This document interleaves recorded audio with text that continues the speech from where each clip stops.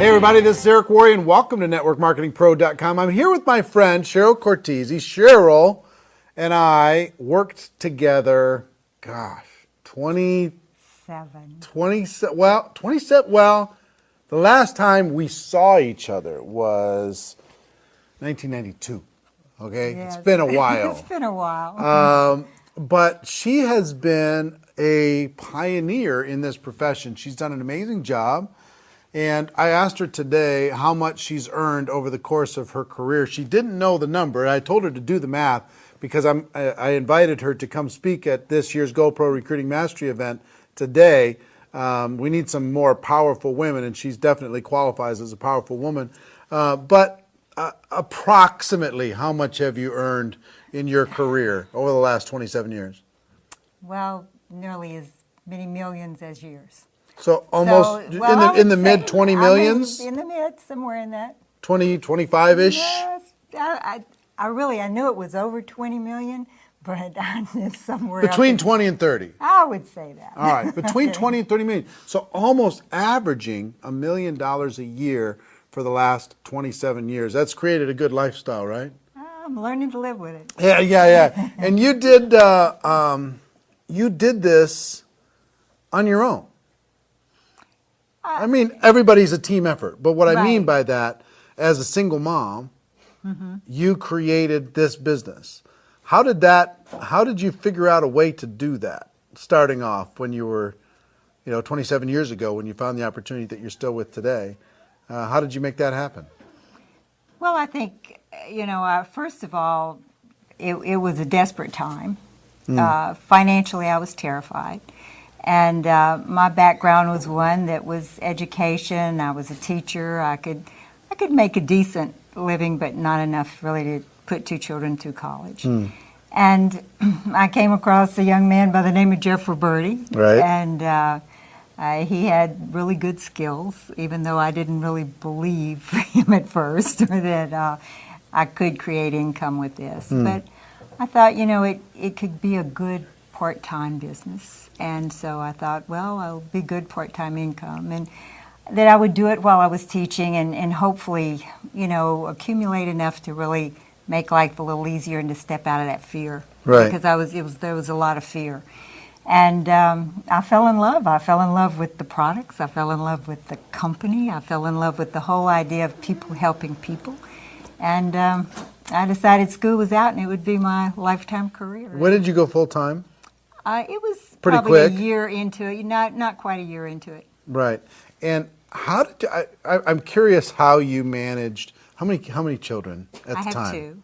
I have two. Two children at the time. I have the highest respect for single moms.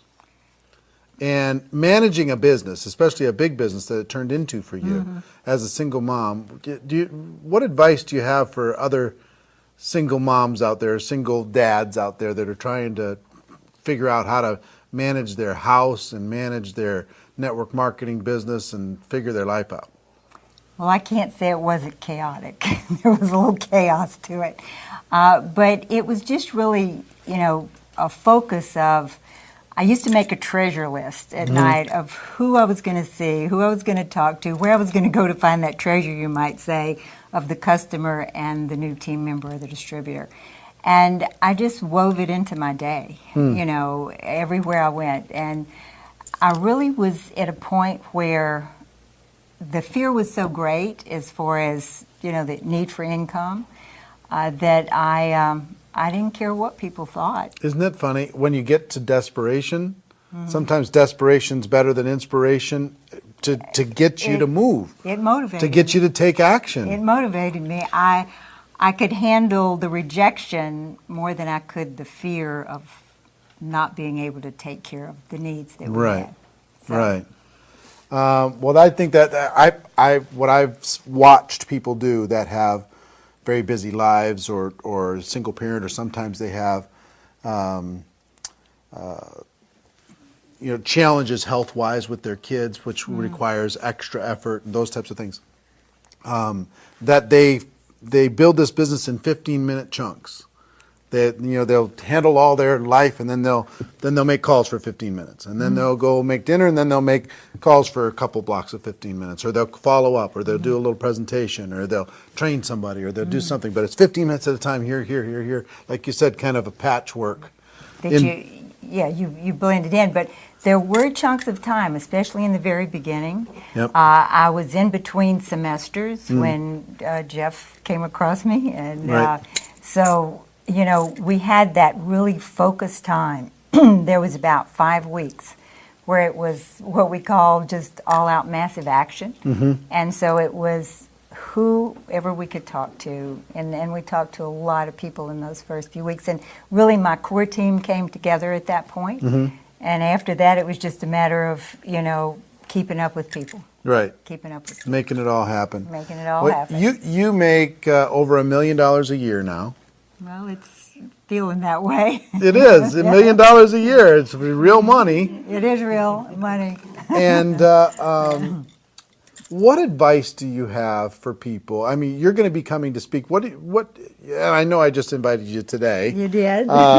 She's literally one of the last spots that we just filled in the lineup. And I'm excited about that. Yeah, it's going to be great. But what would you like to share with people? When they come to the event in November, what can they expect to hear from you? Well, they can expect to hear from me that certainly to take self-responsibility, to really look at it, decide what you're going to do, have a goal and a focus, and then really be determined. To have that consistency of effort. I think if anything has paid me well over all these years, it's just consistent effort. And that's what the treasure list was about, was to design that day, the next day. Literally, I stayed very connected to Jeff, especially that first 3 months. I'd call him at 9:30 in the morning, even though we were a distance from each other. I was long distance from him. And check in every night as to who I'd spoken to, if he was helping me, speak to people, what was happening. And really that consistency of effort. And then the daily method of operation. Yeah. You really have to be true to yourself. Yeah. And so, your daily method of operation will never let you down. Right.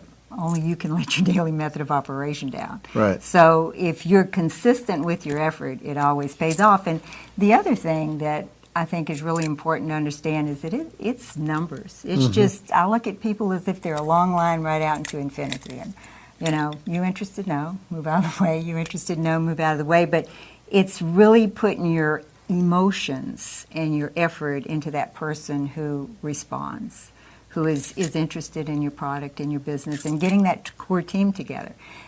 Jeff did that with me. We initially put that core team together, right there in the beginning, and then once you have a few like-minded people, you're off to the races. Yeah. It's so funny, and I got to ask you a question, and I can guess how you're going to respond a little bit. Well, but the question is, you're a very humble person. You're a very soft-spoken, gentle,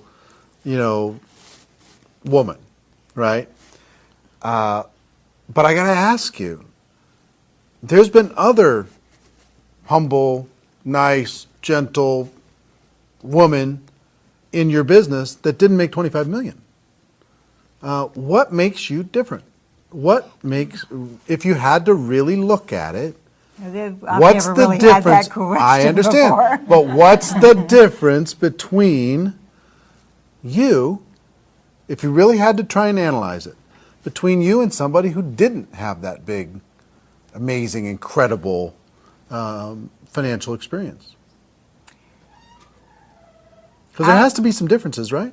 I would guess. I mean, I don't look at myself as anything extra special. I will tell you this, that I'm tenacious.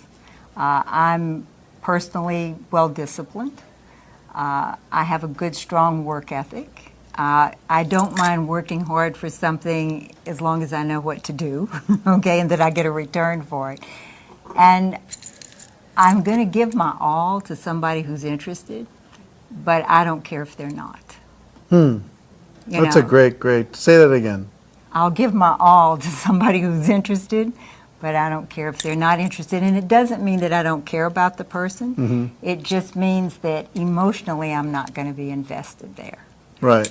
And so it's really to put your time and effort with those that match that time and effort. Yeah.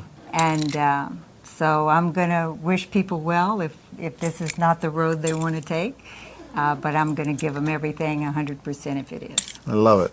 I love it. Well, I hope you got value from this. This is just a quick kind of impromptu. Very impromptu.